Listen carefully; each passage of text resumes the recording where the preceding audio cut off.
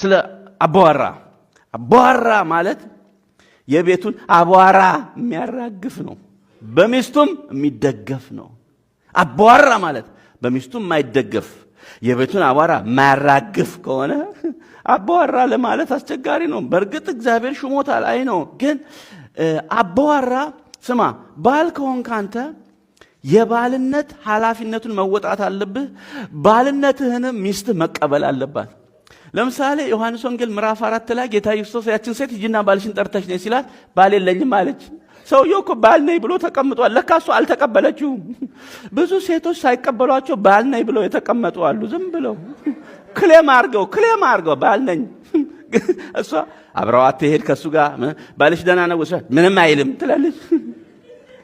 ክሌም አድርገህ ዝም ብለህ ተቀምጣ። የሆነ ስራ አለው። አባዋራነት ባልነት ስራ አለው። ስማ አንተ የልልታ ምክንያት ነው መሆን ያለብህ እንጂ ለቤቱ የሪታ ምክንያት መሆን የለብህም።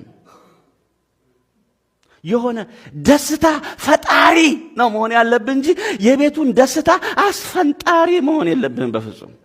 የሆነ ደስታ ፈጣሪ ነው መሆን ያለብህ። በቃ ሚስት ወደ ቤት ስትመጣ መጣልኝ ነው ማለት ያለባት እንጂ መጣብኝ የምትል ከሆነ በቃ ያንተ አባዋራነት ጥያቄ ውስጥ ገብቷል።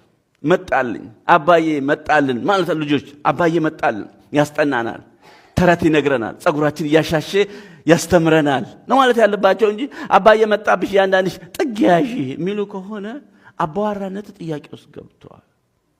እና ደስታ ፈጣሪ ነው መሆን ያለብን። ትዳርን መፍጠር ያስፈልጋል ማለት ምንድነው? ይሄ ማሳመር መኮትኮት ያስፈልጋል። አንደኛ ቆሮንቶስ ምዕራፍ 14 ይላል ፍቅርን ተከታተሏት ይላል። ለምን ታመልጣለች? አየ ጠዋት ደህናዋ የኔ ቆንጆ ብልሃት የሸኛት ሚስት የተሰናበትካት ሚስት ማታ ስትመጣ ፊቷ